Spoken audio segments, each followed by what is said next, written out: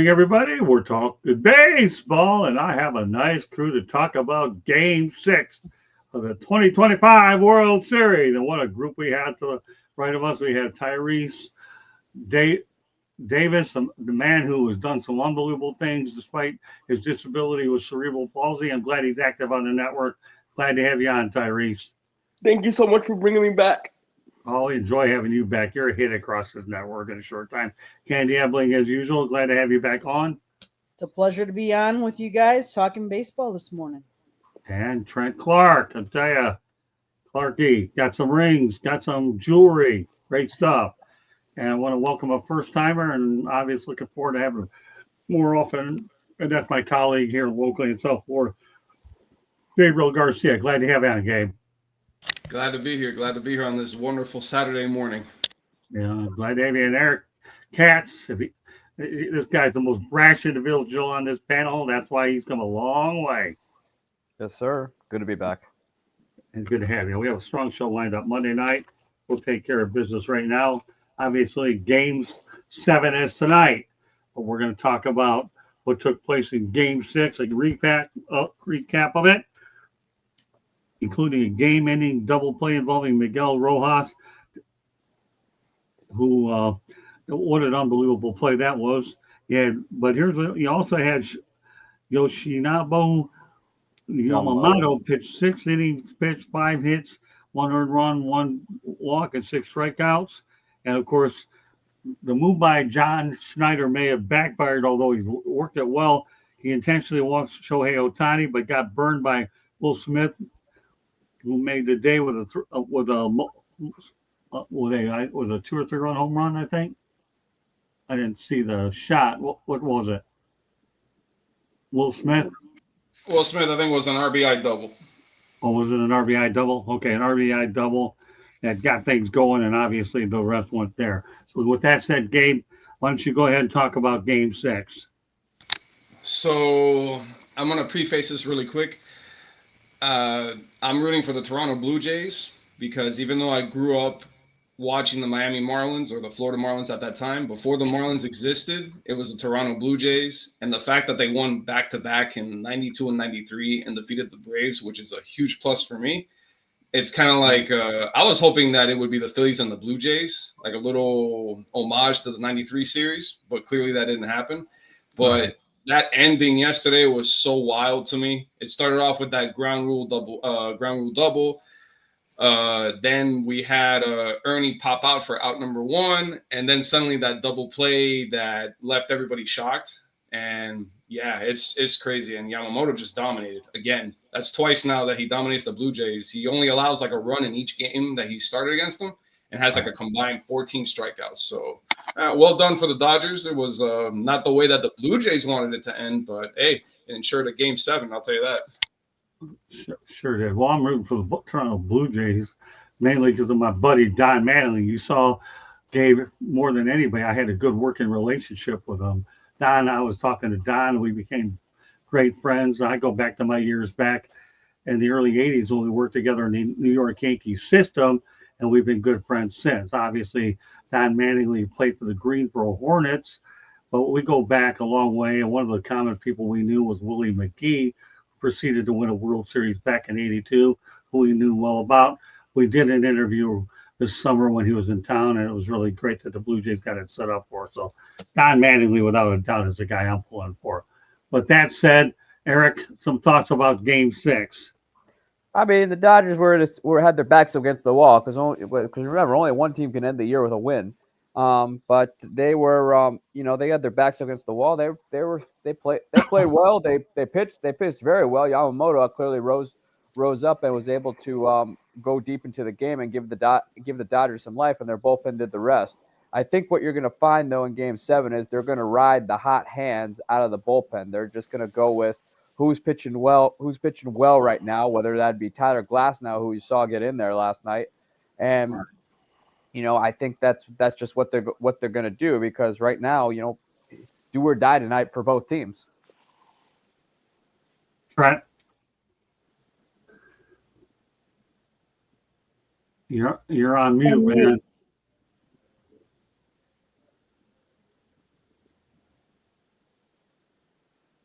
it's as typical playoff baseball at its best, right? I was involved with 2 Game 7s, both in 1997 in lovely Florida, where as the Indians, we had to win Game 6 to force that 7.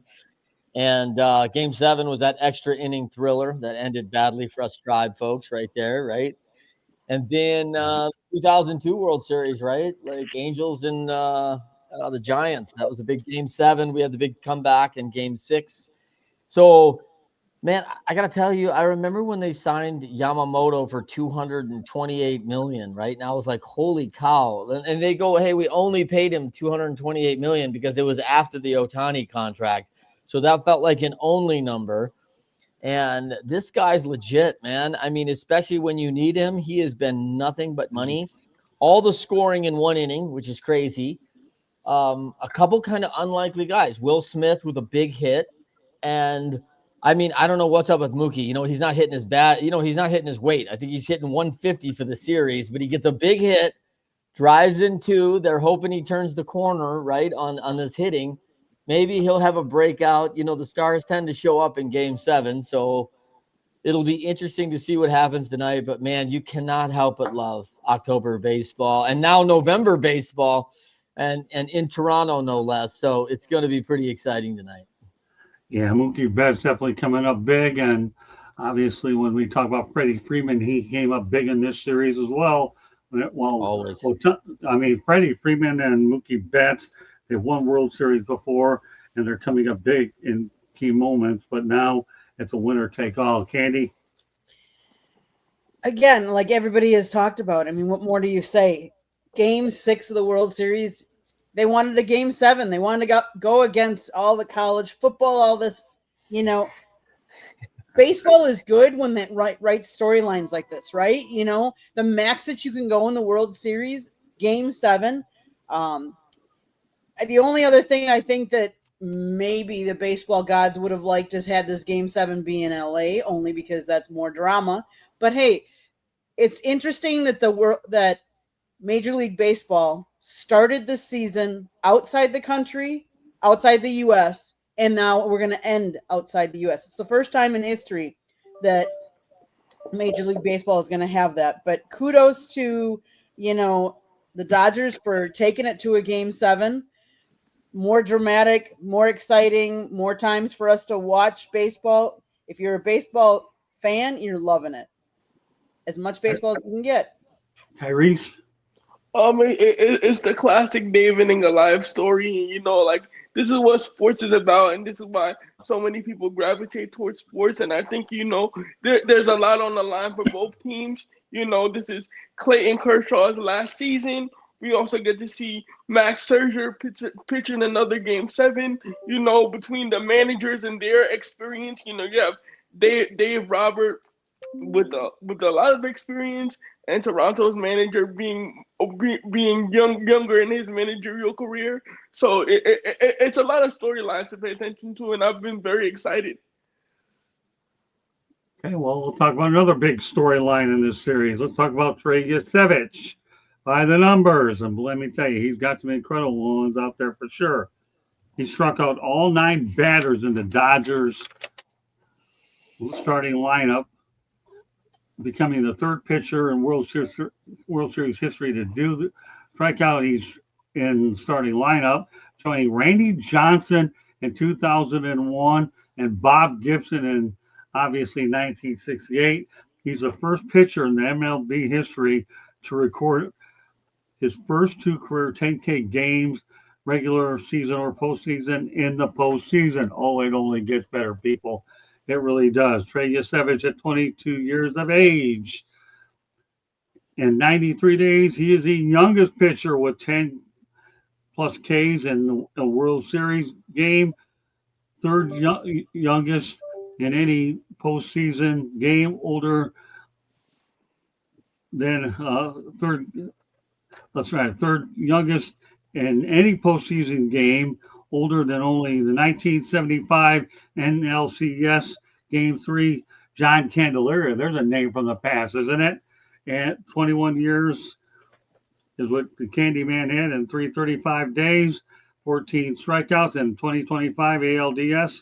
You guessed it, Yesavage, 22 years, 69 days, 11 Ks. So we'll only get better than that.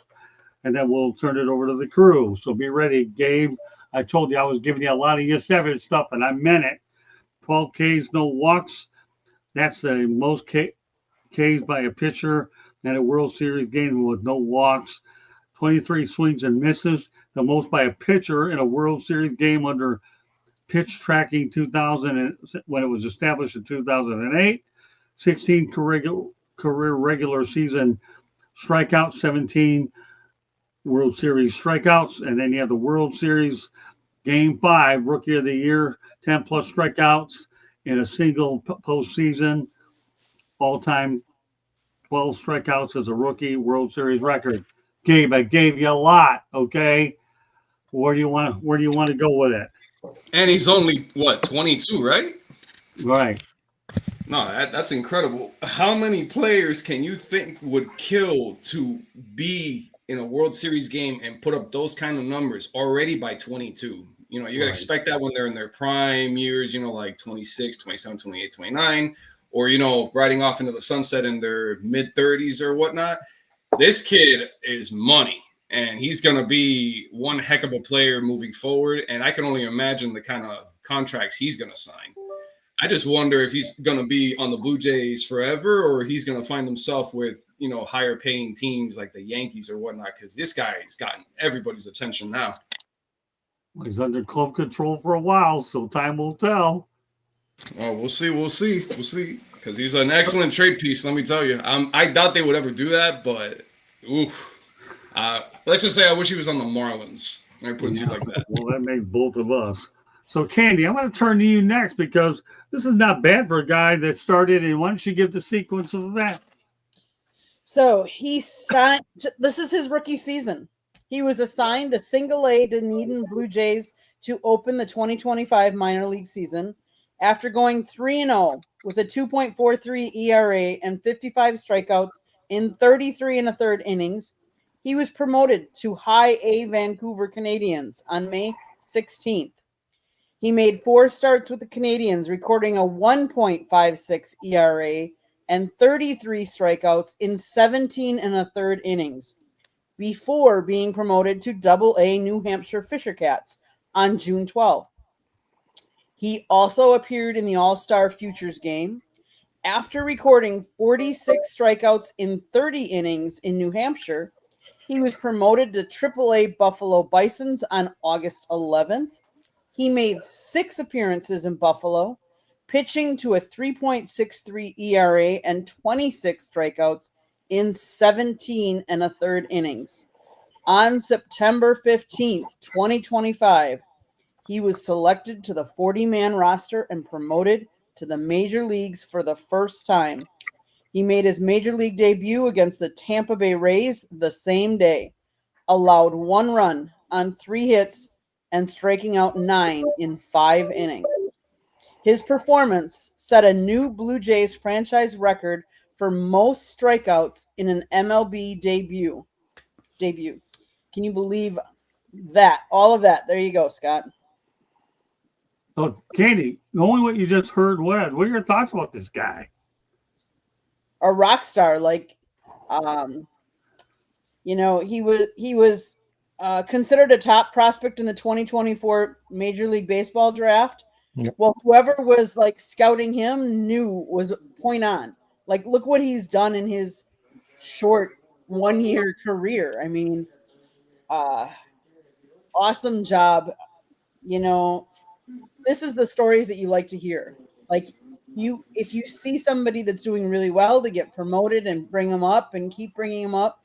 A lot of times they don't advance as quickly, but obviously if you have the skill set and your mind is in it and everything is working, this is for him. This is exactly how he wanted it to go. You make your stops, do your little your dues in the minor league, working your way up, and then getting to pitch in the World Series. A lot of pitchers don't even get that privilege in their careers, and for him to do it in his rookie season, kudos to him. Good morning, Rob Maraska. Glad to have you in the chat room. Thank you very much for joining us. Trent, some thoughts about Trey Yesavage. I mean, it's an incredible story. Like the kid is like he's on a super rise. I would say very similar, much faster, but very similar to a guy named John Lackey, right? John Lackey came in with us with 2002, came up as a rookie that year. He came up mid-season though. He had some starts. Like he came up late that year. He was dominating at AAA. I think he spent most of that year between AA and AAA before he came up. Another guy in 2002 that was phenomenal was K-Rod, right? Enter Francisco Rodriguez with that big slider that was basically unhittable, wiffle ball pitch, right? And he was a September call up. Coming up September 15th, added to the roster. All of a sudden, he goes in and has like 3 outings before the end of the season, and everyone's going, this stuff's unhittable. So he's striking out all these guys, and they put him on the playoff roster after 2 weeks. Now they knew that they had in K-Rod since he was 16 years old. I mean, he had a lightning arm when he was 16 years old. They knew it. So, Trey coming up this fast is just amazing. And I do hope he has a John Lackey type career because here he is. He and John both have hit a pinnacle of their career. I think John Lackey started Game 7 for us in 2002 against the Giants. And I mean, so when you talk about these young guys, here's another guy in 1997, we started a younger pitcher that year too in Game 7 as well. And I'm trying to think of his name. I can't think of it right now. I know who it is. Who is it? Who is it? I think it was Jarrett Wright. Jarrett Wright. Now Jarrett Wright was on the same track. He was supposed to, his dad was a major league pitcher. He was going to have another 15-year career, and Jarrett did not have that type of career. Great pitcher and was phenomenal in Game 7. John Lackey was phenomenal in Game 7, did not get a decision. And then he goes on to win another, World Series with the Cubs. I mean, he has a long storied career, which is what I hope for Trey.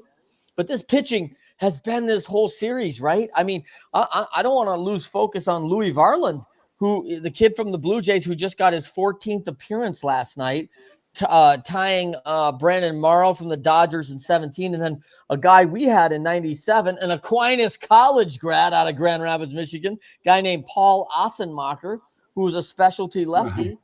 And you get these guys, and if Louis goes tonight, it's going to be his 15th outing. I think he's going to be the only guy ever in the playoffs who have had 15 outings in a postseason.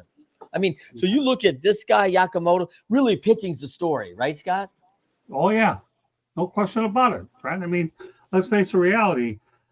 This is what it's all about, and I think that's where the Max Scherzer thing is intriguing. In fact, we did our show on Monday night, and I encourage anybody, if you haven't watched it, go back and watch it, because what we talked about is Max Scherzer is padding his legacy. We talked about the Max Scherzer story on Monday night.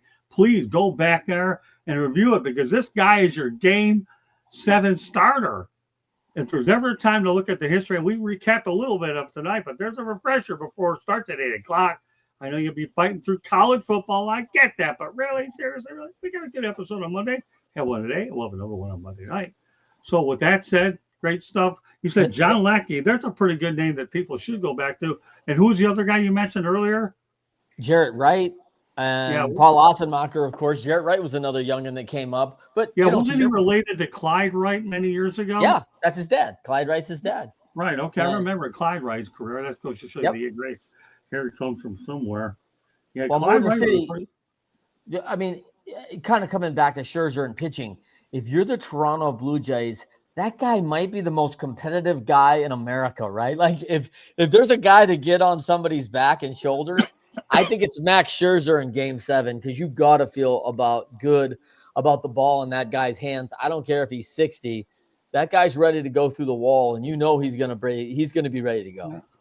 Yeah, if I were John Schneider, I wouldn't want to be taking that trip out to dare to pull this guy if you know what's good for you. He's about the most ultra competitive person on the planet. So who haven't I called on yet? Me. Go ahead. Well, I think with Trey though, I mean, nowadays you're seeing minor league players go through the system faster and faster each year. So this is nothing new, because they'd rather instead of just fully develop them at the minor league level, they want them to just do it all at the major league level, which kind of has which I've got mixed feelings about, because there's plenty of pros and cons to both. And also the series itself is not David versus Goliath that we're making it out to be. The Blue Jays have a top 5 payroll. So, like, this is exactly what teams who are not in the top 5 payroll are complaining about. And so, like, this is not David versus Goliath. This is just a Blue Jays team that last year underperformed despite having a top payroll. And this year, they got, they were able to turn it around and look where they are now. But as far as the World Game 7 goes, I mean, who else do you want on the mound? Max Scherzer is the most experienced pitcher in that rotation who could easily do that. I mean, yeah, an argument could be made for Yamamoto, but if you want to go out fighting though, you bring out the best, and that's Max Scherzer, who's done this multiple times and has helped lead multiple teams to the World Series and is just padding on to what has been a Hall of Fame career. Yeah, well, no question about it. And for those of you that are just joining us, Yamamoto's numbers last night were pretty good. 6 innings pitched, 5 hits, 1 earned run, 1 walk, 6 strikeouts. They're not bad when you look at them. The guy has been arguably their best arm. It's just unbelievable. And like I told you before, when you have a guy like them that can go out there and doing what they're doing, that's another story. And another interesting note that I should talk about with the Toronto Blue Jays, and this shows you what a class organization that they've become, is the fact that they're actually upgrading their bullpen and clubhouse. About their $300 million project at Rogers Center, let me tell you some of the things that they're actually doing to enhance what's going on. First of all, they also have new player families, kitchen, infant, nap room, and 2-story treehouse for kids. You talk about a first-class organization. The Blue Jays are bringing it. The Blue Jays have a new barber shop, and their spouses have new spouses lounge, which is pretty classy, right? You want to make sure you take care of the spouses. They have a new weight room, which is 3 times the size of the old weight room, the old one, and features a cardio theater and recovery room. That isn't good enough. The new bullpens will also feature a new pitcher seating and new modern warm-up area as well. And the new Blue Jays bullpens are elevated, creating a hybrid experience that brings the fans closer to the players. So that to me is just unbelievable stuff, isn't it, Tyrese? Absolutely. When players see that organizations are invested in making them the best players within their capability, I mean, the ceilings are very high, and just to know that they put so much emphasis on family and community with all the upgrades as well, I think this is, a good foundation to show players, if you come here, we'll definitely value your services, and we want to make sure you stay here for a while. Trent? Yeah, I mean, I agree with exactly what he just said right there. I mean, that is exactly what you want as a player. Tyrese hit it nail on the head right there, because when you go to an organization, one, they're already going to be a proven winner. They just went to the World Series. Now you're going to look at when you go to the World Series, you call your agent in the free agency, and you're not looking to go to the Marlins right now, right? The Marlins are not on top of their game. They're not the height, right? People, they're not drawing, all those things. That's not where careers are going to advance right now. They're going, hey, can I get a job with the Yankees, the Dodgers? Hey, what's Toronto doing? I just took a look at that place up there. Their fans are crazy right now. They're super excited.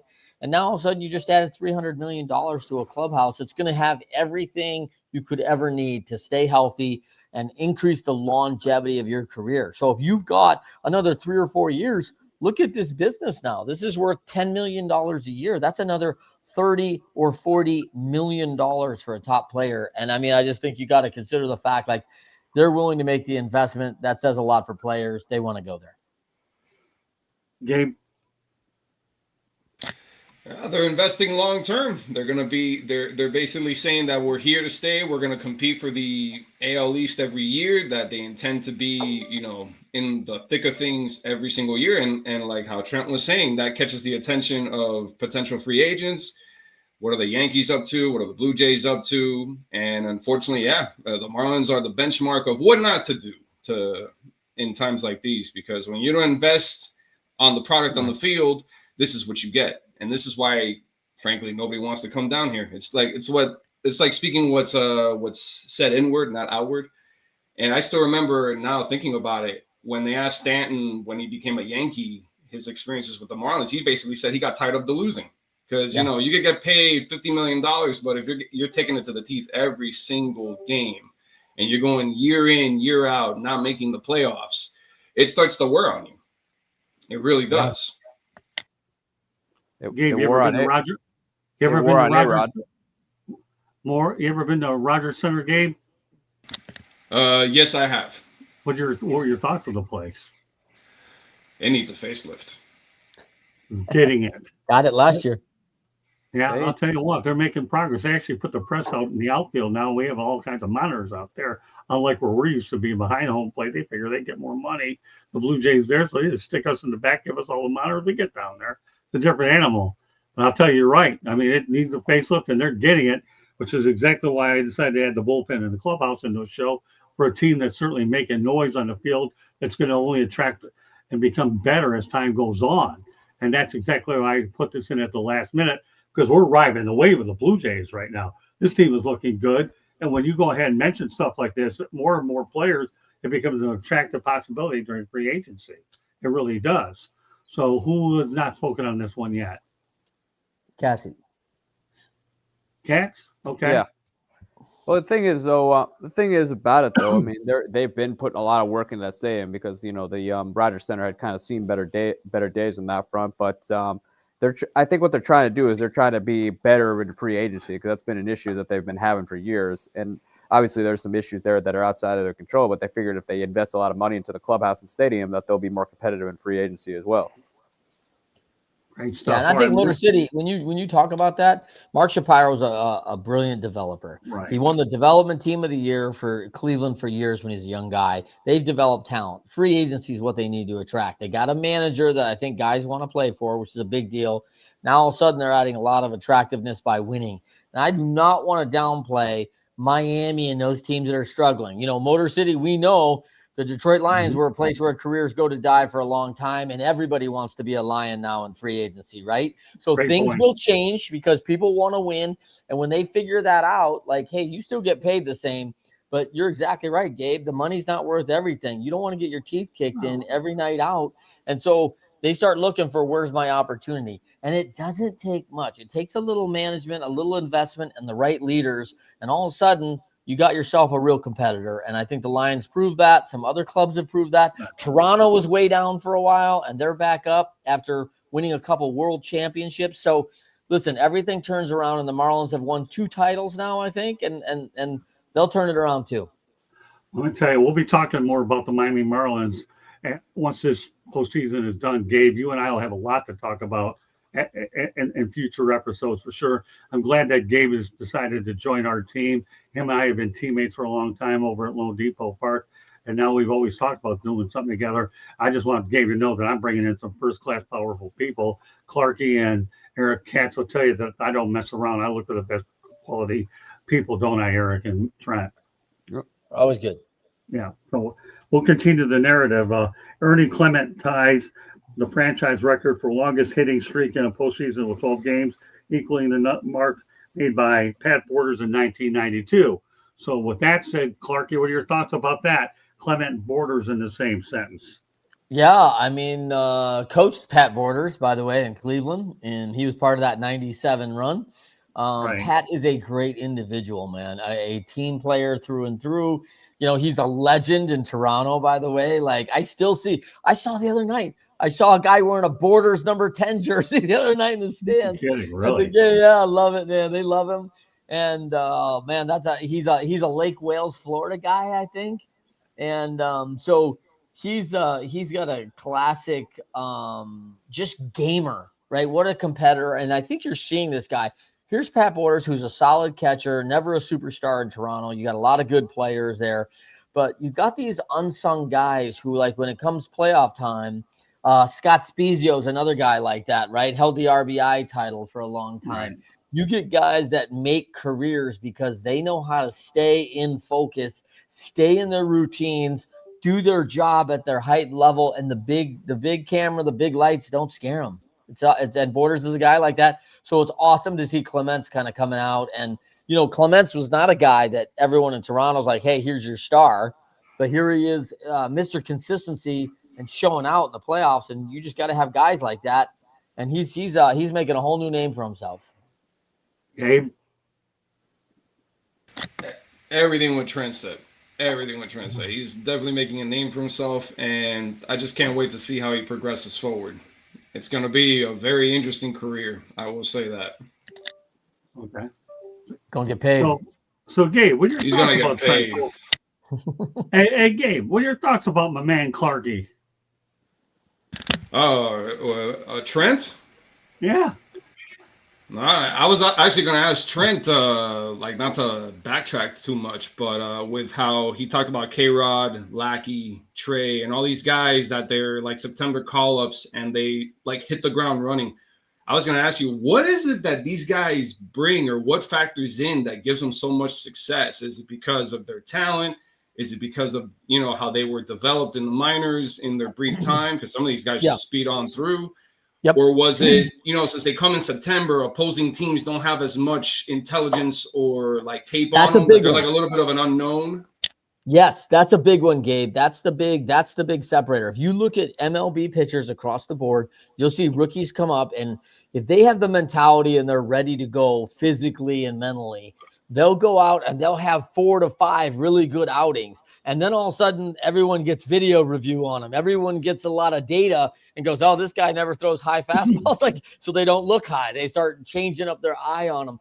And so when you bring a September call and guys that have really had a lot of success, they don't know anything but success. The pressure's off them a little bit because they're now playing with the best guys they've ever had behind them. They have no reason not to throw strikes because they got 7 fabulous defenders behind them.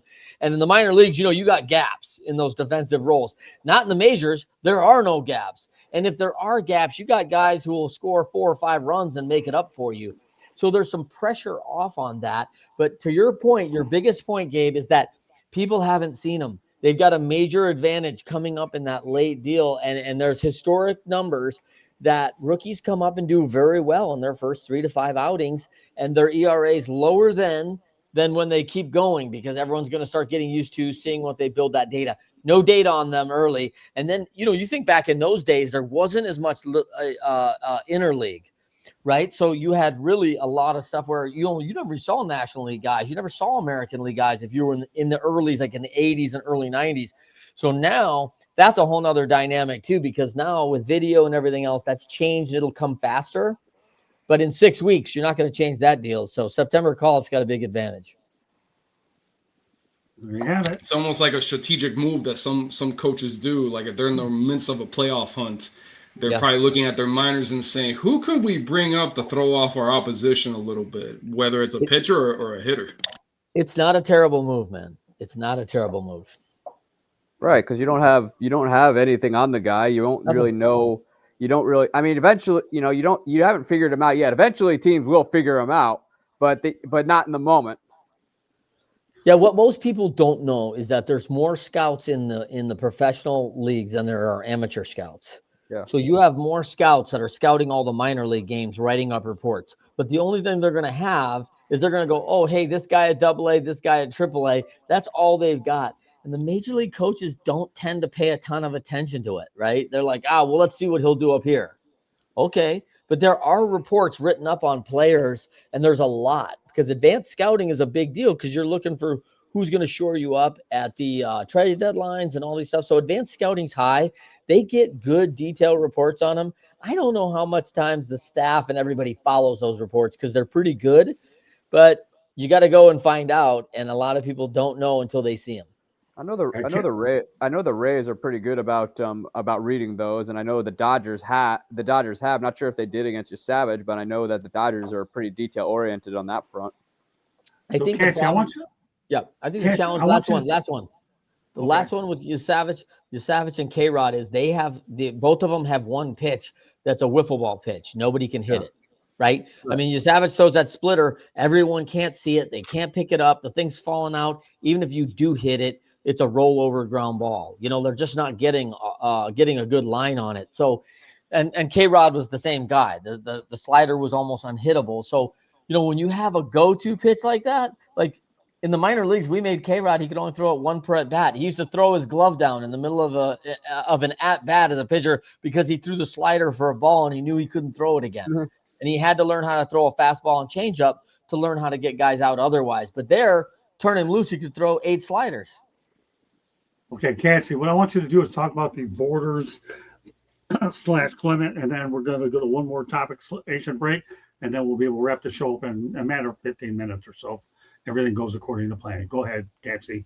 Well, Clement was kind of a journeyman guy until Toronto picked him up off waivers, kind of in the moment to just see what they had. I mean, I think the Blue Jays were kind of in experimental mode at that point, where when they picked him up, the season was basically over, and they figured, well, let's see if he can maybe crack the roster next year. He's established himself as a, I wouldn't say like a great, I wouldn't say like a good or great player, but he's having himself a heck of a postseason. So it's a move that worked out. It's always the guys that you think won't make the most impact who end up making the most impact in the postseason. We've seen this 100 times over, and Ernie Clement just adding himself onto that list. Yeah. Tyrese. Ernie Clement reminds me of the Russell Westbrook of baseball. Russell Westbrook isn't as polished, but he's gonna fill up the stat sheet. And it seems that Ernie Clement, when it comes to baseball and hitting, he has very good discipline. So if he can keep that consistency up, he can be a staple in anyone's roster. Candy. Amen. Yeah, I mean, like Eric said, sometimes it's not the big name that makes the biggest impact because they're not expecting it. These pitchers go out, they have all these scouting reports, and they're gonna especially want to pitch really well against the big names, the Vlads and stuff like that. And so some of these other guys, they might relax a little bit more, or they're not as nervous going against. And so then maybe these guys come out and they can, have the advantage. And that's what I'm seeing. So Great stuff by the crew. You're doing an awesome job. Show's moving along very nicely. All I can tell you is this. Ernie Clement, when you put yourself in the same sentence as Pat Borders, that's pretty good company, to say the least, let alone the fact they're going back to 1992. All right, one more topic before we go to a station break. It's hard to believe, though, that on September 21st, 2025, the Toronto Blue Jays officially clinched a spot in the MLB postseason, taking on the Kansas City Royals. Look where they are now. Eric, I'm going to ask you briefly. Can you believe that after that they would make it all the way to the World Series after taking down the Kansas City Royals? It's just so surreal, isn't it? Yeah, it is. I mean, we see these turnaround teams all the time. I mean, take the Minnesota Twins in '91, for example. They finished in last place the year before. Next thing you know, they went to the World Series and took out the mighty Atlanta Braves in 7. Okay, Gabe. No, I've been. Let's just say that when I saw them beat Kansas City, I was starting to think that can these guys make a deep run? Right. And when the brackets came out, like I said, I filled out my bracket, and I was hoping for Blue Jays and Phillies. Like homage to the '93 series. Yeah. But I would look at the bracket again and again. I'm like, am I really picking these guys to go to World Series? And I said, yeah. And it's funny because I thought I would get the American League side wrong. And now I see that I got the American League side right. And when the World Series began, I'll admit, I was like, no, Dodgers in 6. My heart says Blue Jays, but my mind says it's going to be a really hard ass to beat the Dodgers. And here they are in Game 7. And they could pretty much walk it off tonight. Well, Gabe, let me tell you, when Candy and I saw the Blue Jays over at Rogers Center, we saw a team that was going to finish 74 and 88. Here we are. I'm talking to Don Mattingly this summer, and all of a sudden he believes they have a chance to get to the World Series. They made him the bench coach, and there's that picture of Donnie and I, everybody with me interviewing right over here this summer. Don Mattingly and I, he's taking my questions, as Gabe has always seen many, many times. What are your thoughts on that picture? Gabe, is that one for the ages or what, my friend? That one is one for the ages, and I'm half hoping you bring Donnie on here one of these days. What's that? Maybe in the off season, ask for a little favor. Donnie on the show. You have to bring Donnie Baseball. Yeah, I hope I can pull it off. I'm looking to get him in Dunedin later this year. He'll do it, Scott. He'll do it, Scott. You're supposedly tight with him. I got a lot of things I'm working on. All I need this crew to stay with me while I reach into that bag of tricks. Gabe, that's the thing about him and I. We always plan things out what we're going to do anyhow. I wish I had clubhouse access at the moment. I don't. I don't care. I make the best of what I have. Do you have clubhouse access, Gabe? Oh yeah, all the time. And you just reminded me when I walk into that clubhouse every post game, I look around and I go. Sometimes I have like colleagues with me or like a photographer, and I go, "You smell that?" And he goes, "What?" That is the smell of made men here. Millions and millions of dollars in here combined, and it's just like this is what success looks like. And I remember in some of those post games with Don Mattingly, it was like an honor just being there because the guy's like legendary. Should be a Hall of And Famer.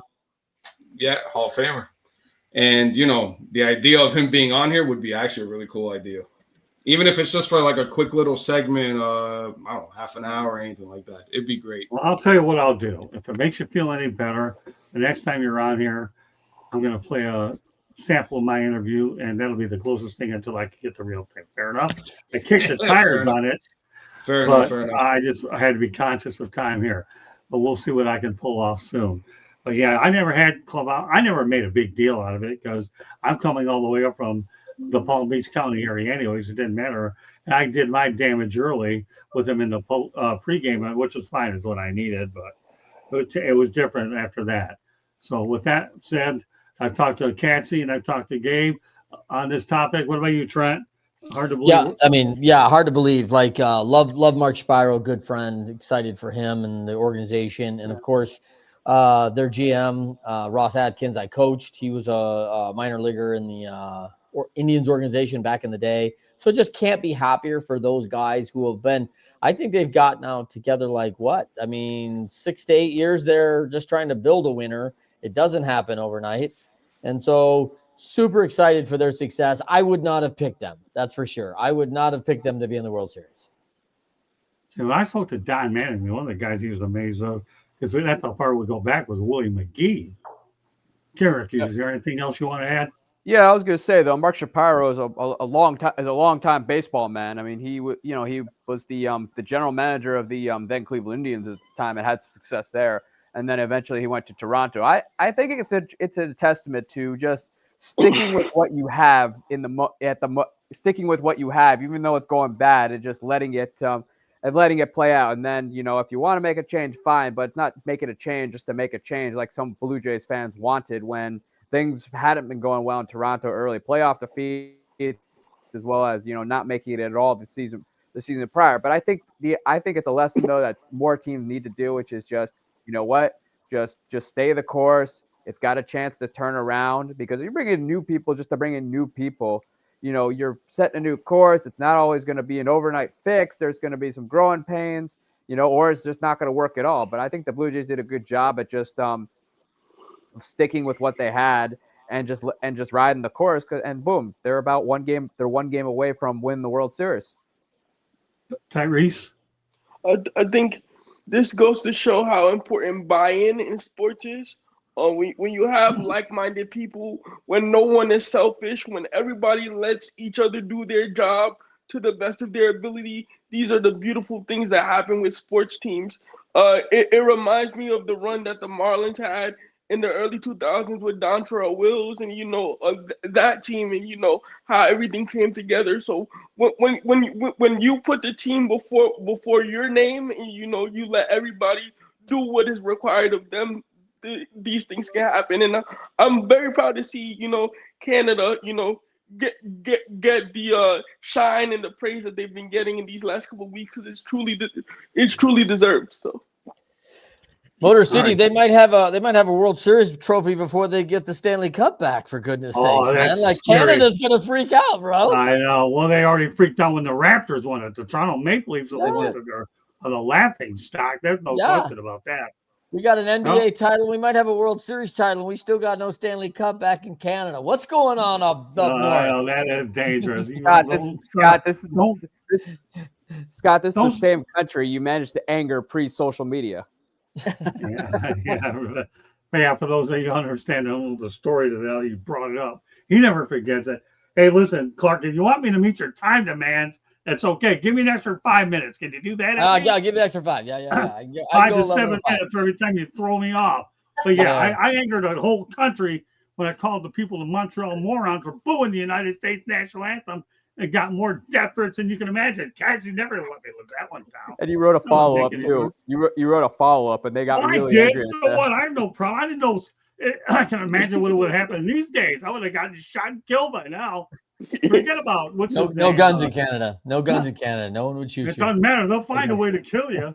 They were looking for me. They'll come to America. Who's that Kirk guy that just got killed? Charlie.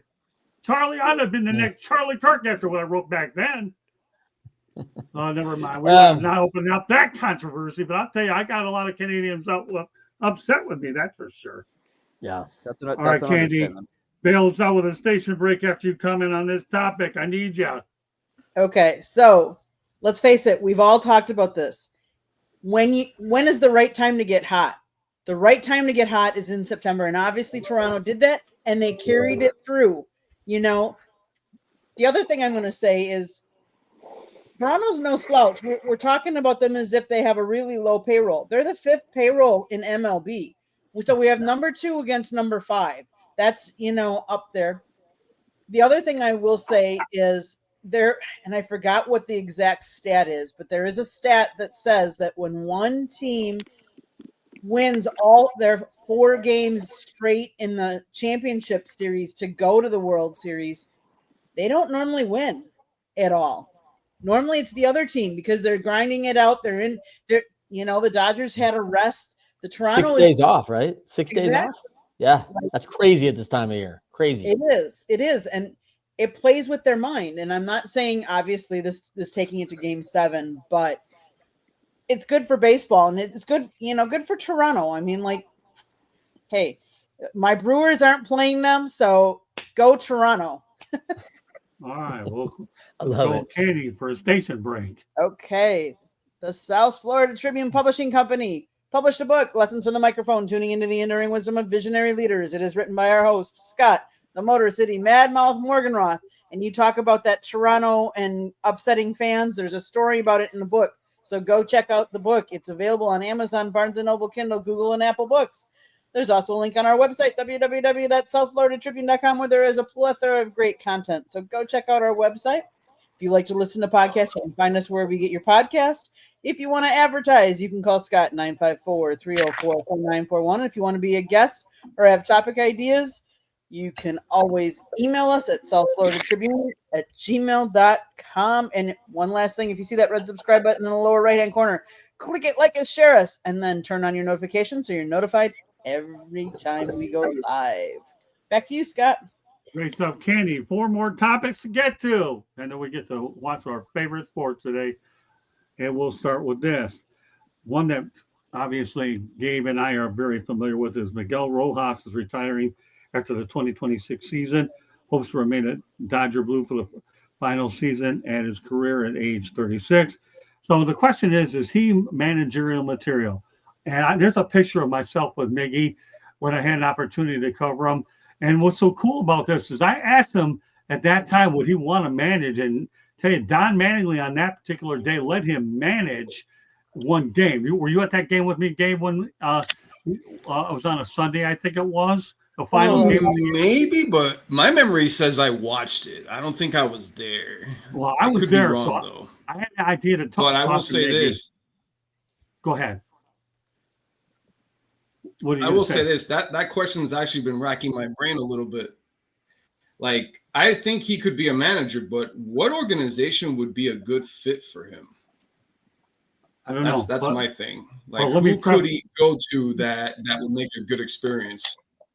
Well, listen, Kurt Suzuki just got hired. I mean, this guy is – I'm not saying Kurt Suzuki's a bad manager, but I'll tell you, he was great in the clubhouse for sure. And you saw that one play he made with one hand to get that important out yesterday. Last night was unbelievable. I talked to him, and Don Mattingly put him out there for a reason to manage one game, just to kind of feel it. And then I sat there and talked to Miggy. We didn't record the conversation, but he told me, I would love to manage. Is he looking at this as a chance to get a feel for it? Oh, yeah. He took that managing situation very seriously, right, Candy? You were there when I was talking about it, and he Yeah. embraced it like this. I wouldn't mind doing it. Why do you think that when he retires at the age of 36, that this guy could be managing somewhere, whether it's in the minor leagues or not? But I see Miguel Rojas as a future manager. We don't know what the opening game are going to be anyhow, so it'll be time to tell what you're. I don't think it'll be in Miami. I'll tell you, Miami's in good hands with our manager Clayton McCullough for a while. I think this Clayton McCullough is going to be unbelievable, and we'll talk about him on future shows. But Miguel Rojas, I'm with you. It's not a matter of whether he's going to manage, like Gabe and I think. It's about where he's going to manage, right, Gabe? Yeah, where he's going to manage, because that was the easy part when you had asked me about that. It's like, oh, is he manager material? For sure. At least I think so. Especially if he goes like the way of Suzuki and like Molina and all these guys. Although, thinking about it, Trey, maybe you can help me. Let's say you're a manager or a former player and you retire and you're interested in managing. What's the circuit like? Do you go to the minors? Do they put you in the World Baseball Classic? Do they make you an assistant? Do they put you in the front office? Like, how does that work? I think, if you want to go that route, you want to get as many games as you can in behind the bench, strategizing, building out teams, seeing what you can see, breaking down video, understanding matchups.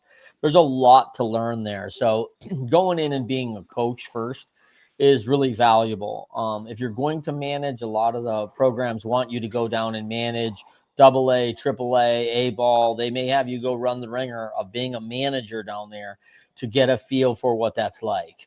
But I see a lot of careers that die as manager at AAA, and they don't ever come back up to the major leagues, because you're typically not going from a minor league job as a manager to a major league manager. You're going in as a bench coach, a third base coach, a first base coach. So there's a lot of opportunities. This is one of those things like college football coaches, right? You have so many coordinators, you have so many people. There's only one head coach. There's only 30 managers in the whole leagues, right? So like, it's not like we're sitting there thinking, hey, everyone can do this job. So there's a lot of people vying for those jobs, and they're tough to come by. I mean, I think that this kid is no more than qualified. And right now, man, I don't think he's ready. The guy needs to keep playing. He played a heck of a game last night. So I hope he doesn't rush retirement for management. Well, I mean, he got till the end of it. He got to the end of 2026. So let me preface something you mentioned, okay? I'll be talking to my good friend Barry Foote, who used to play for the New York Yankees, as well as and I'm trying to get him on with some of these shows. And we go back to 1984 when he was the Fort Lauderdale Yankees. That's a call I'll be making later on today after 5 o'clock. And I'll tell you, Barry and I had some plans to do some shows together. And now he's done some outstanding work with an import-export company. Now he's retired. He's done just as good off the field, if not better off the field, as he did on the field. But I'll tell you, he learned a lot of valuables managing. So Barry Foote's a name to watch out for as well. And then think of who we talked about last week, Tony Vitelli. Remember that, Clarky? How we talked about him? Yeah. That he's going to the San Francisco Giants, Tennessee Volunteers. That's the first time it's ever going to happen like that. So we're going to have a lot of interesting dynamics about how this can play out. And that's why I wanted to get you involved in this conversation, Dave, because obviously we lived it firsthand with Miggy and Don. And Don gave him a chance to go out there and manage for a game, see what he can do. And again, he got to the end of 2026. But it's certainly something when you look at him in the postseason and realize what he's valuable like in the clubhouse, what he does on the field, and what he was like during COVID-19. Remember, we would set in on those. Gabe, Miguel Cabrera was going to talk to anybody. He was great, wasn't he? And then throwing balls in socks. That was ridiculous, man. That was crazy stuff. All right, Eric, you making any sense out of this? Well, the thing about it, though, is no managerial path is the same. I mean, we're seeing guys now who spend some time in the front office. Like, take Craig Counsell, for example. Craig Counsell was in the Brewers front office for a little while as a special assistant to the GM, I think, before they sent him on the field and he began having success. So I don't think any one path is the same. I think nowadays, too, that players are kind of getting into the front office and seeing how it all works and then being sent onto the field at times. So, like, I think you're seeing less management in the minor league, which I think is a little bit detrimental because, you figure out how to like manage situations there and kind of manage players coming and going, because let's be honest, trades and players being released and free agents being signed, that alters the dynamics of a clubhouse. So I think those guys are being kind of done a disservice who just being thrown into a major league clubhouse without having to manage the dynamics of a minor league clubhouse. So I don't think one pass is the same.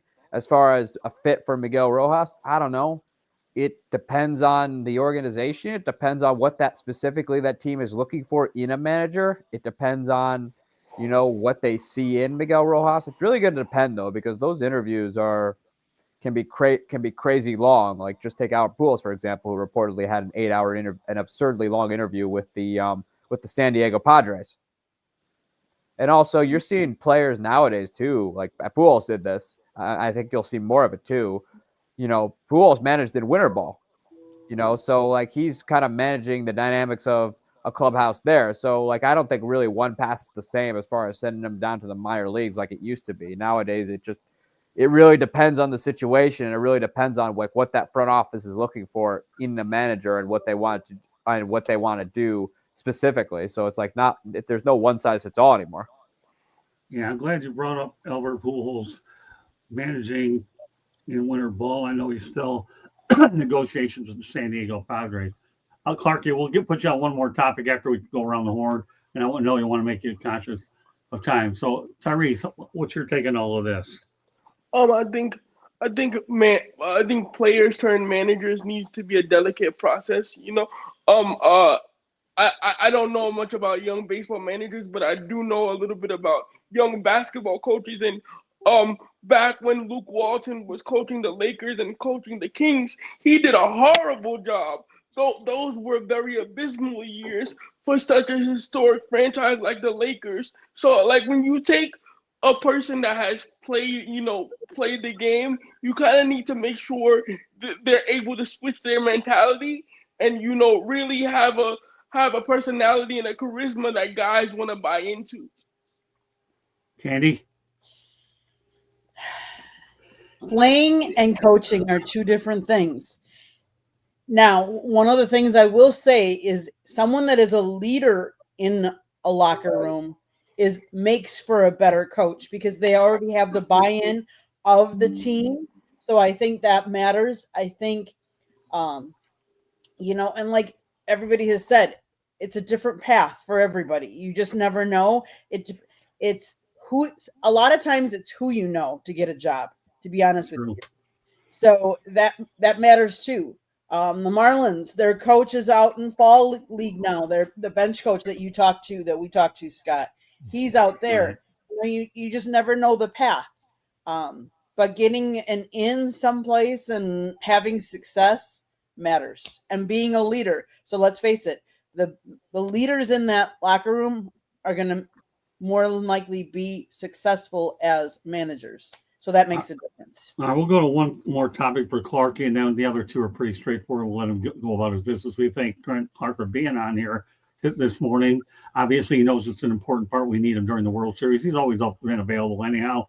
I know he's very busy with his schedule of public speaking and so forth, and Clark's been a valuable friend of mine for many years, and at some point we're going to get together, but we almost did. We had two weddings that were the same weekend. Otherwise, I would have seen the guy. But anyways, let's talk about some other history that took place in the Sky Dome on October 7th, 1989. Jose Canseco hits the fifth deck at the Sky Dome, and during the ALCS, the A's go on to win Game 4, 6-5, and they take a 3-1 lead in the series. Jose Canseco hitting the fifth deck of the Sky Dome is quite a bomb, Trent. Yeah. I mean, the Bash Brothers, right? I remember my first year in the league was 1993, and I was in Detroit, and Canseco and McGuire walked in the weight room, and I was like a guy who'd come out of college. I'd seen some pretty big college football players, and I remember when I got to Michigan State with Saban, I was really going to see some sizable athletes, and I don't know if any of our guys are as big as Canseco and McGuire.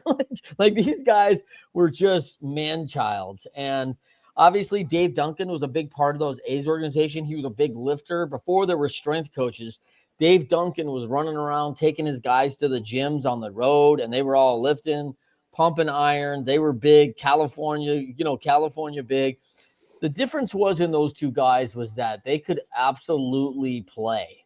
A lot of guys could get big and look big, but they necessarily couldn't play the game. And Jose's twins, is a testimony to that, because Ozzy looks just like Jose, right? And Ozzy got maybe a cup of coffee in the major league. So, when you see Jose Canseco, man, and some of the things he did, like an incredible athlete. I think he was the first guy with 40 home runs, 40 stolen bases, right? Yeah.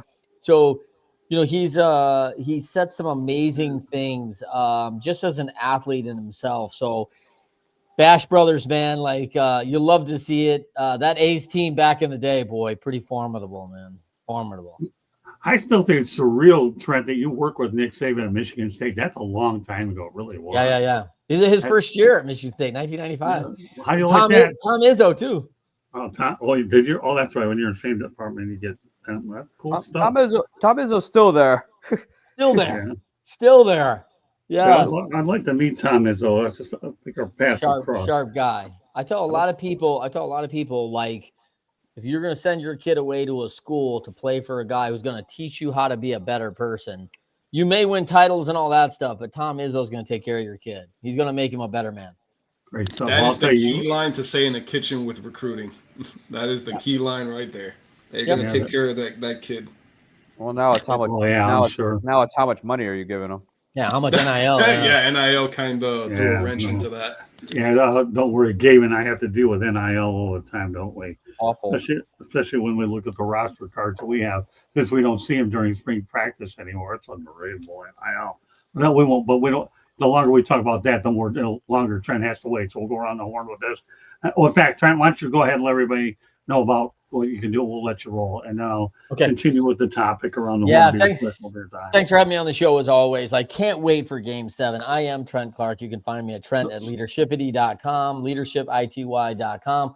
Wrote a book called Leading Winning Teams. There you go, written there. Wiley published this book, How Teamwork, Motivation, Strategy Achieve Big League Success. I tell a lot of people, don't read this book. You study it, and you will become successful. I've got some great tips in there. At the end of each chapter, I've got the pain exchange based on my TEDx talk, and you go and do the work. It's a big deal. So would love to see more of you. Please join my show, Winners Find a Way, where I host on there on all the major networks. And I'm sure we're going to have Motor City on my show pretty soon, so that'll be exciting too. But I can't wait to see you next time. I can't wait till next week till we find out who we crown champion and talk shop on that. So it's going to be a great Monday night show. Yeah, well, why don't you put your foot in your mouth? Why don't you make a prediction? Man, I'm going with Gabe, and in my heart, man, Toronto's going to win this thing, man. I'm winning it for Gabe. Like, he's a Toronto guy. Like, he wants to see.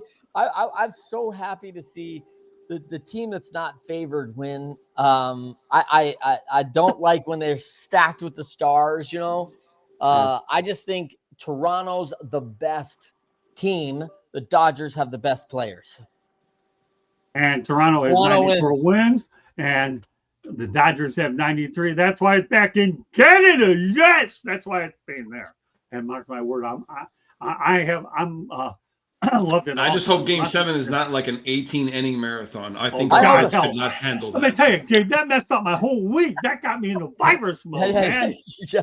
You know what? Listen, Gabe, warm up. If this goes 18 innings, you might get an appearance tonight, because they're not going to have anybody left if you got 18. You're going to have a reserve outfielder go out there on the hill that's going to determine the world championship. No, they're just gonna do a quick random raffle and say, with a owner that sits in section 232, row 6, seat 5, please come to the mound. You're gonna pitch a couple.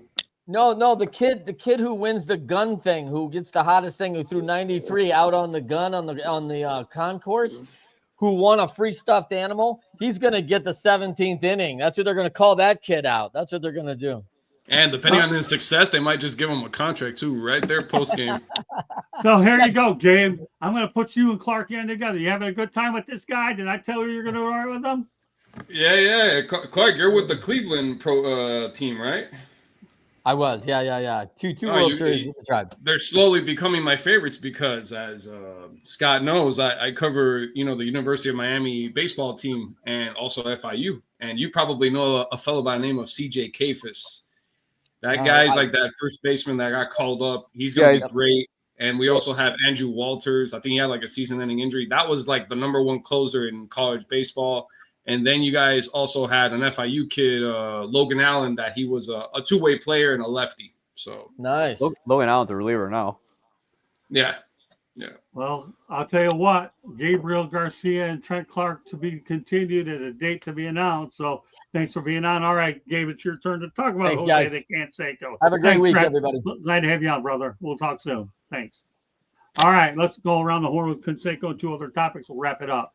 And we'll lead it off with So Mr. for Garcia. Canseco, when that happened, I was only 2 years old. Not to date myself too much there. But based on what Trent was saying, they just don't make them like they used to. Those guys were huge. I've seen footage, like YouTube videos, clips, everything, and that's raw power right there. Raw power. That's your classic heavy hitter, your classic slugger, the guy that you put in your cleanup. And honestly, I'm a huge fan of like those heavy hitters. Those are the guys that I would build a team around. Like your Giancarlo Stantons, your Mark McGuire's, your Sammy Sosa's, etc., Canseco. And, you saw it, Scott. How magical was it for you when you witnessed that in 89? It was pretty unbelievable. What if I told you, Gabe, that I was Sammy Sosa's director of public relations back in 1987? 1987? That was the year I was born, so. My mom will sit here and throw out all my old age cards. Yeah, I got Sammy Sosa. I worked with Juan Gonzalez back then. Yeah, and I got a one-on-one interview with Sammy Sosa after I went out there and lit into the Cubs PR lady who finally believed me when my voice started going deep when the Marlins were playing over at Joe Robbie Stadium. and Sammy got wind of it, and then he said, yeah, he's okay. And then I got a one-on-one interview with this lady finally believed me. I did the same job you did way back in 87 when he was with me.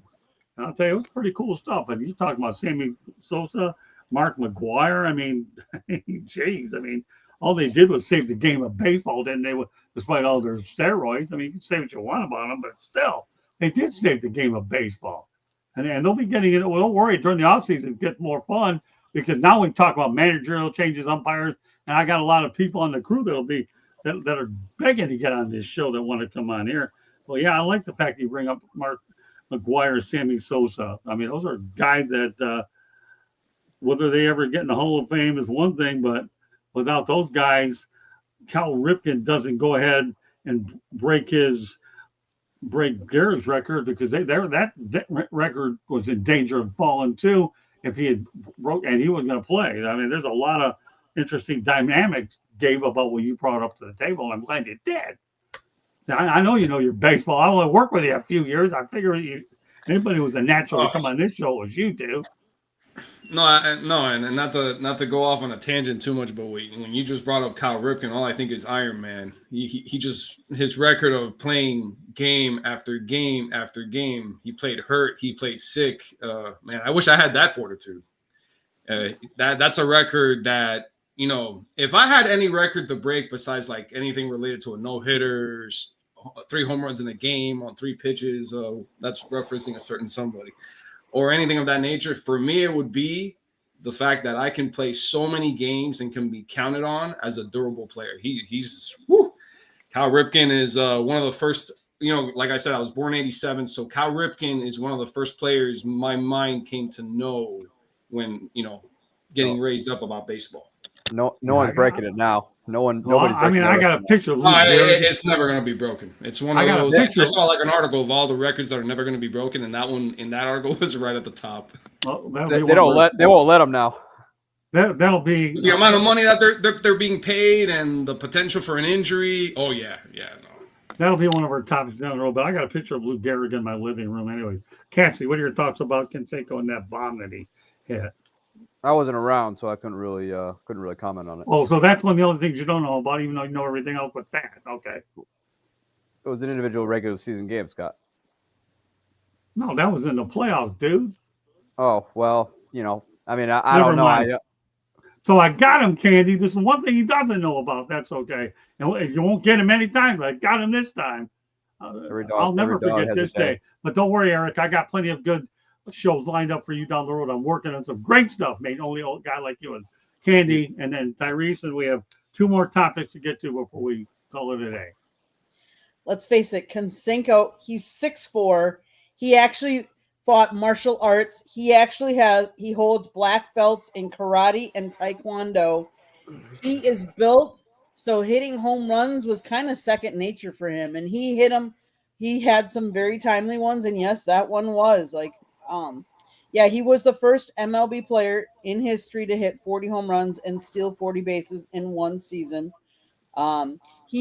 He ranks fourth all time in athletics history with 254 home runs, and is one of 14 players in MLB history with 400 home runs and 200 stolen bases, and that's despite the injuries that he had.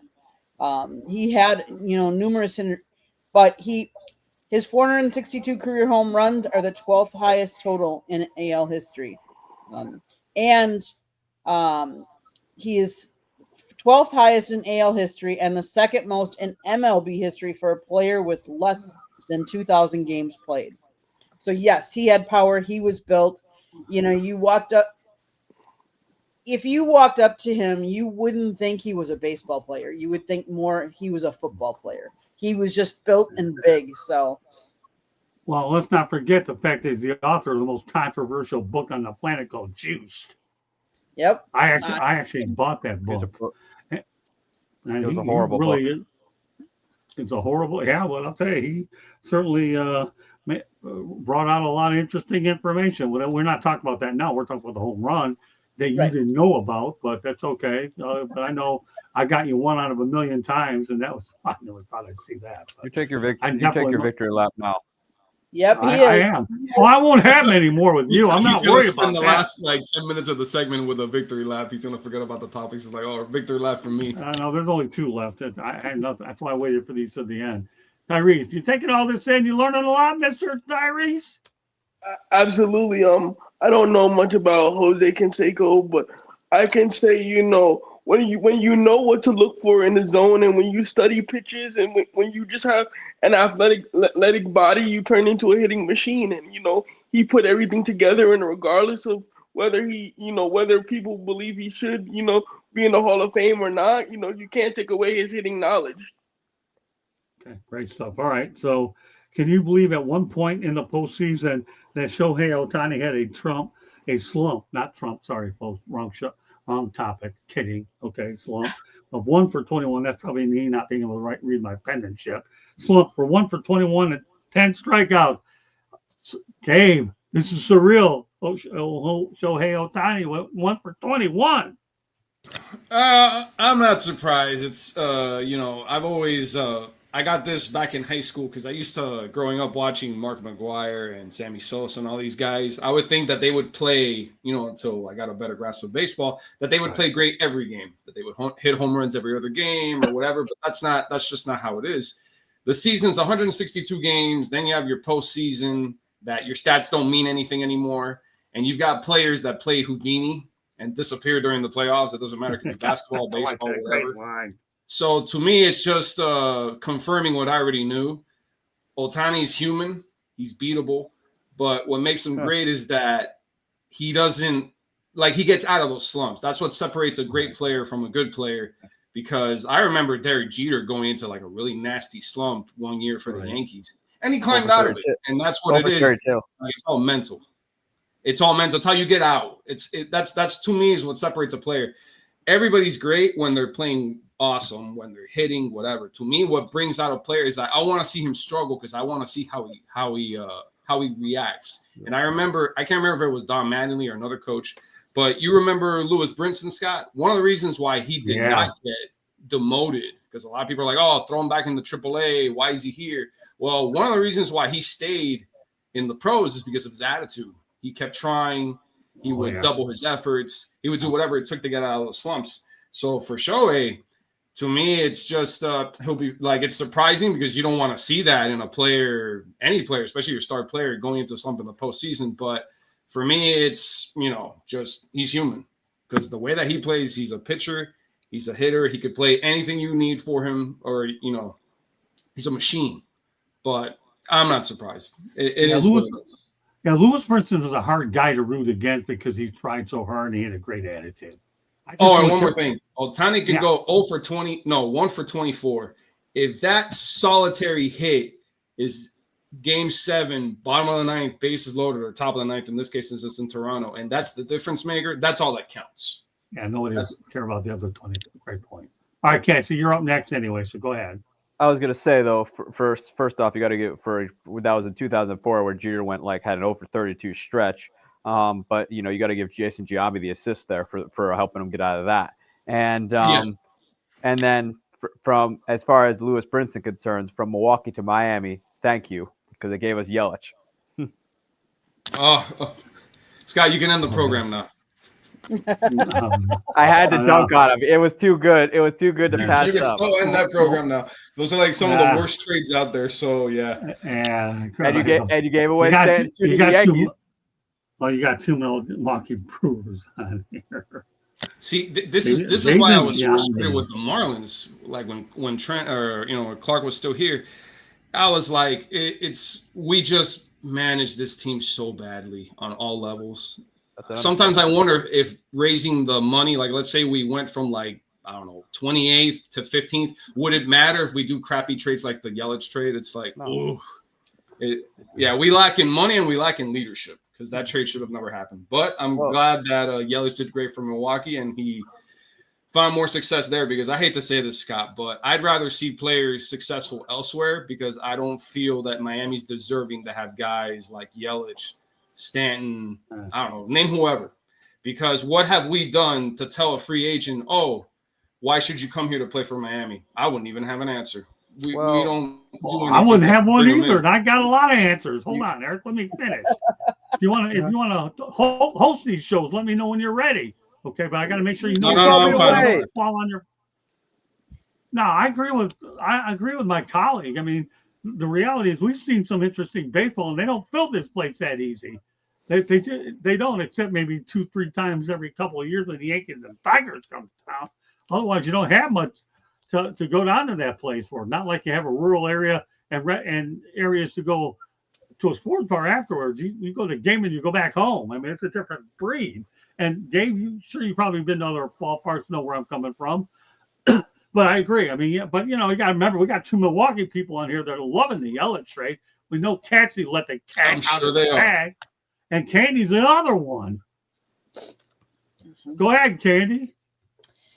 Hey, if Miami wants to give us the Yeliches of the world, we'll be receptive all day long. Well, let's talk about the slump about Ohtani, 1 for 21. I mean, look at all this business that we're talking about here. I will. So Ohtani has played how many, if you think about it, he's played how many games in how many years? So for him to go in a little bit of a slump in the postseason, it's understandable because he's played in so many games. The other thing is how many players are pitching and batting in this postseason. So he's also got to be mindful of being sharp on his game as a pitcher. And we don't see a lot of that. We don't see anybody like that. So not only is he got to be sharp on his game plan for hitting, but pitching, I think, has to take precedent because when you're batting, you affect your bat, obviously. But when you're pitching, you are controlling the other team, all of their hitters. So I think sometimes we forget that he is human. He is a pitcher as well as a batter. And so I think sometimes maybe his focus is more on pitching, and then maybe his bat does take little slumps here and there because his mind has to be so insightful and so on everything. He's got a lot of pressure on him, and he's a generational player without a doubt. But I think sometimes we forget that he does both as well. Tyrese? When, like everyone said, when you're doing so much for an organization, you can afford to have, one bad night or two. People like LeBron and MJ, they didn't make every shot, so you kind of have to give them some grace. Oh, sounds good. Final topic of the morning, and that's this: Marcus Stroman set to play winter ball in Puerto Rico. What are your thoughts about that, Tyrese? Marcus Stroman is one of the biggest head cases in my, baseball baseball watching time. He used to be, something, and then when you are a guy that other guys don't want to be around, and when you throw too many public tantrums, these are the opportunities that you're relegated to. So hopefully he can make the most of this for the salvation of his career, or to try to get back to a reputable place. But we'll see. Andy? Sometimes guys need to go outside of the norm in order to rejuvenate their career. Sometimes it works, sometimes it doesn't. But you got to do. But he's trying to do what he can to stay relevant within his craft. Gabe? Basically, what Candy said, pretty much. That reminds me of that time that Marcell Ozuna was sent down to the minors because he wasn't hitting, and I think it was partially because of his attitude, and that humbled him. And when he came back up, he was starting to hit the ball, which is actually the only guy that Barry Bonds successfully trained on hitting. Because I remember we had Barry Bonds as the hitting coach. So he did well with Yelich. Yeah, but true. You just don't want to admit Yelich was already a great player. It's just Ozuna was the one that had like his little issues that required him to be unceremoniously demoted. All right, well, so now you brought that up here for a second. I'm glad you brought that up. I've always wondered about it. And were you covering the team when Bonds was with the Marlins as hitting coach? Yeah, my uncle was super excited to have Barry Bonds here. That he thought we were going to start hitting bombs left and right. All right, so I'm going to ask you a quick question, then we'll let Eric finish on Marcus Stroman. Why was it only a 1-year deal in your mind? Didn't get results. You have to remember, we have sucked in the power department since I think 2015, 2016. We are always ranked near the bottom. And the thing is that people were complaining that he just wasn't getting it done. He was for Ozuna. I think he really did improve his hitting, but this is a results-based business, and people were complaining that he was just not improving the team. He came in with high expectations that he was going to turn us around offensively because we really needed it. We're like a contact team. We're not sluggers. We haven't been in a decade now. Do you think there might have been a personality clash between him and Don Mattingly? They were saying that, and I could see that, but I don't know. It's maybe I would say so. I would say so.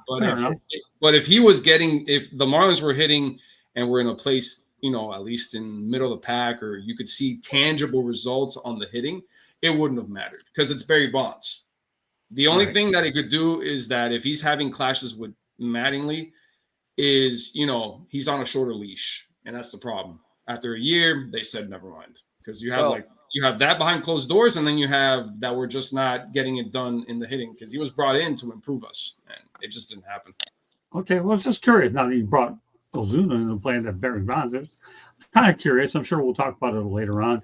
And we'll even do one of these by ourselves, too, whether we're at the field. There's stuff we can do on the field and this way, either way. All right, so Eric, let me talk about Stroman, then you can chime in on the last thing that Gabe said. Okay. So we'll start with Stroman first. Yeah. I mean, Stroman, it just didn't really work out for him in New York. When the Yankees signed him, I liked the move at the time because I thought it'd be a guy that, you're getting a pitcher who was coming off a great run with the Chicago Cubs, and I thought here's a guy who could who I think could, who's primarily a ground ball pitcher who I think could really fit in with the Yankees rotation. Unfortunately, he had injuries. He was in a, he kind of had an up and down year in 2024, and then he had just an awful year last year, and unfortunately it just didn't work out. Now, as far as going to Puerto Rico is concerned, I think Marcus Stroman is. I want to say he is part Puerto Rican, so I think it might be a familiar territory for him where he can pitch in a place where he's comfortable. And, hopefully he can get himself back up to the majors. Personally, I was surprised that instead of going to Puerto Rico, I thought he would wait out the free agency cycle a little bit because there's a track record for he's had success before, and teams know that if a guy has had success before, they can go and find it again because there's a formula there.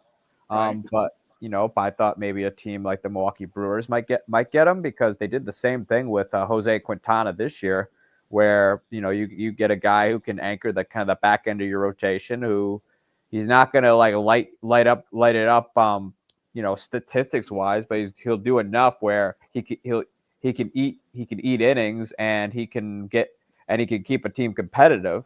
But I guess Stroman decided that he didn't think there would be much interest, and so he decides to go to Puerto Rico to try and rejuvenate his career, and hopefully he can do that. Okay. So did you want to respond to what Dave had to say about the bond situation? Go ahead. Yeah. What I remember was Frank Mancino was doing all the stuff behind the scenes that Barry was supposed to be doing, and that the only reason he was there is because the never-ending meddling of Jeffrey Loria wanted him there, because Jeffrey Loria was actually very fond of Barry Bonds for whatever reason. And I know David Sampson. He's his biggest fan. That's what we were saying behind closed doors. That Barry Loria's like what is it? Fangirling over Barry Bonds constantly. That's why he was there. David Sampson for a year. The only smart thing David Sampson ever did in his career was he was trying not to want Barry Bonds. Yeah, now David Sampson's keeping himself relevant with his stupid little podcast, where he says if he says if I was president, I'm like, no, David, you were president. We saw how it went.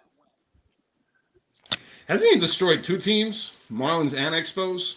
Yeah, but the Expos were kind of Expos. The Expos, let's be honest, he was just finishing the job. The Expos were already falling apart. He just finished the job. It's the equivalent of a plane that's crashing. A new pilot takes over and just drives the thing into the ground. So he nailed the final nail in the coffin of Montreal. Yeah, and Jeffrey Loria took all the office supplies and their coaches and everything like that. There you have it. Pretty interesting history lesson, and another piece of history will be written in Tampa, but out in Canada tonight. So with that said, it's a portion where we'll let everybody know how they can hold you, and we'll go ahead and start off with Tyrese. Everyone can find me on LinkedIn at my name, Tyrese Aline Davis. Facebook is the same thing, my name, Tyrese Aline Davis. Instagram is _ the think tank. And I'm also on the Blue Sky Social app at Tyrese Aline 00 at Blue Sky Social. Okay. Well, Gabe, let everybody know how they get a hold of you, my friend, colleague. Well, they can get a hold of me on Twitter, or as they call X, I'm still going to call it Twitter, at Gabe Wright Sports. You can also find me on Lemon City Live. We have plenty of content there. Just so everybody knows, Lemon City Live is a digital platform that covers both collegiate and professional sports, specifically the local teams. So, FIU, UM, Marlins, Heat, Dolphins, you name it. So if you ever need me, you know how to reach me. Hopefully reach them here as we continue to continue to work together, Gabe. I hope you enjoyed yourself today. Yeah, I did. It was fun, even though I got dunked on with the Yelich thing, but yeah, it's all good. I should have stayed quiet about Sweet Lou, but it was an important topic to bring up because, like I said, it's what separates good baseball players from great baseball players. That doesn't matter. You got lucky you didn't mention Stanton. Otherwise, I would have run a weed whacker on you. No. The only reason I mentioned Stanton is that he basically admitted that he was happy to be out of the Marlins organization because he got tired of the losing.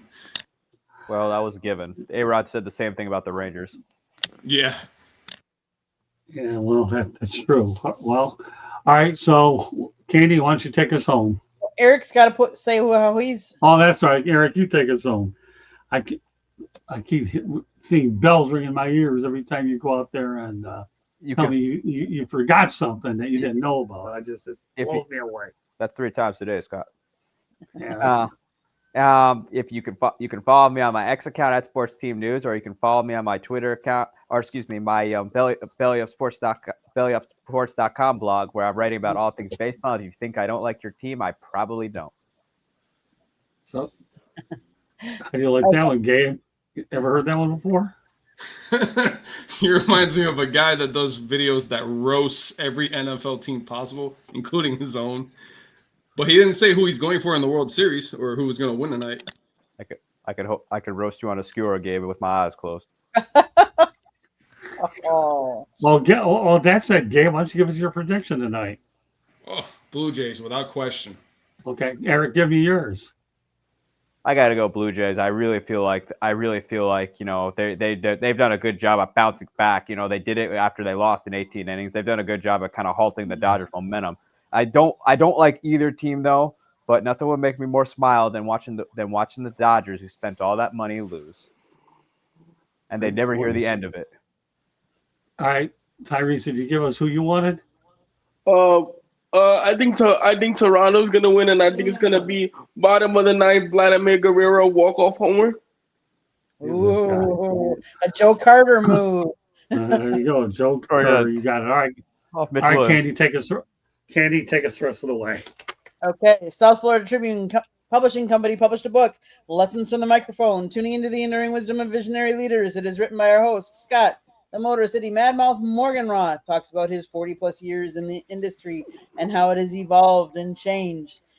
Get your copy today. It's available on Amazon, Barnes & Noble, Kindle, Google, and Apple Books. There's also a link on our website, www.southfloridatribune.com, where there is a plethora of great content, so go check it out.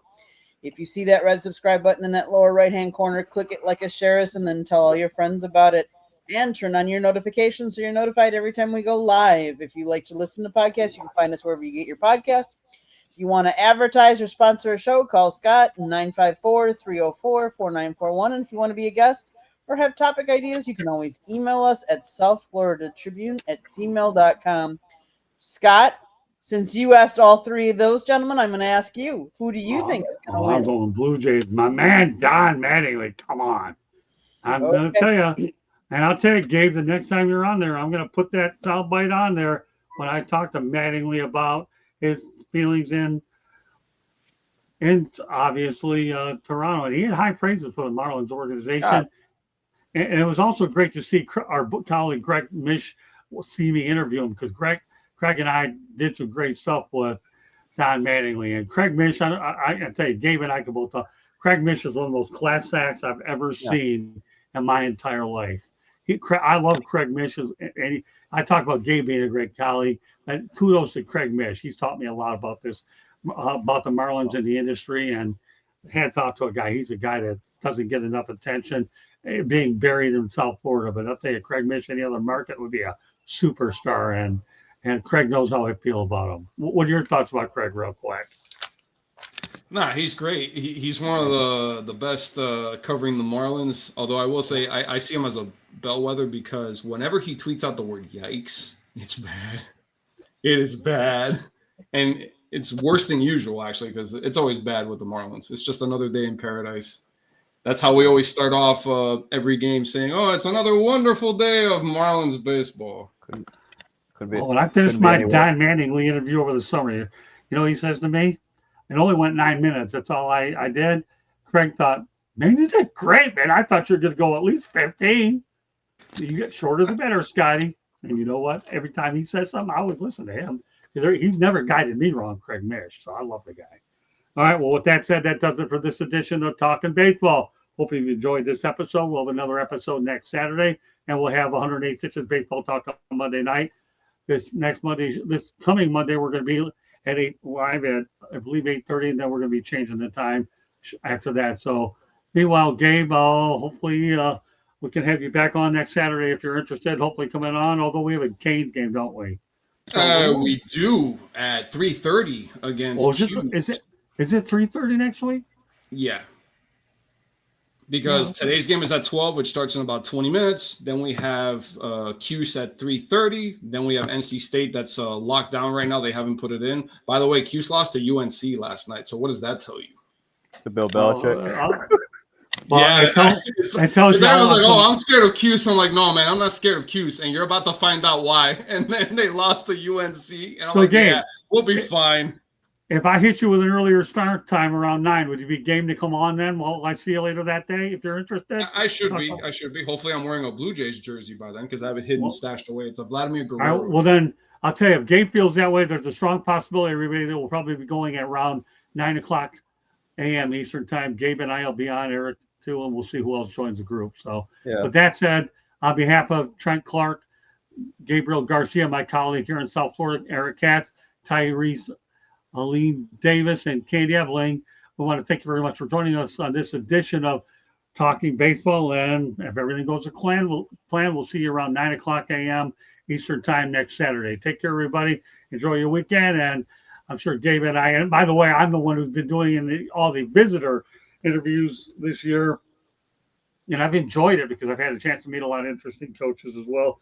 And Candy does all the shooting in the Miami, so we're able to get both perspectives on South Florida Tribune Media Network. So I've always look forward to having Gabriel on tonight on a show, and now I'm looking forward to continuing to work together in many different ways. He's one of my favorite people in the South Florida media. I'm just so happy to share a microphone with him today. Thanks, Gabe, for being on. I appreciate you big time, brother. No problem, brother. Thanks for having me on here. It was great. Oh, you're welcome. Thanks for being on. So that does it for us. And on Talking Baseball, we'll see you next Saturday, 108th Edition Baseball Talk. Monday, we'll have more World Series coverage that night. Enjoy your weekend, everybody. And yes, Thank you so much. Oh, you're welcome. Thanks for joining us, everybody. Good night now. Well, good afternoon. I don't know what day it is. Whatever. Good morning. Whatever. Enjoy tonight's World Series Game 7. And don't forget, I guess the clocks go back an hour, don't they? Oh, yeah, they do. Oh, They do. Yes. I hate that. I honestly do. I don't like how it gets dark earlier. Well, you Yeah, won't it's already hate it. dark by 5:30. I'll tell you what, Gabe, you won't hate it when Really? you come on the show with Barry Bloom. You ever heard of him? Barry Bloom? Yeah, Bluenstein or Blue? Bloom? Yeah, Brewski, yeah. I had a conversation with him the other day. He's willing to come on. I'll let you know the show he's on. I'll bring you on with him. How's that sound? Sounds good. Sounds good. We'll see him next week, I think, with Cuse. Oh, maybe. I don't know. Well, Barry and I, we're in touch. We text every day. So it's good stuff. So, all right, Katie, take us of the way. College football next. And we'll see you Monday night. We're Good out. night, Have a good weekend, everybody. Thank you.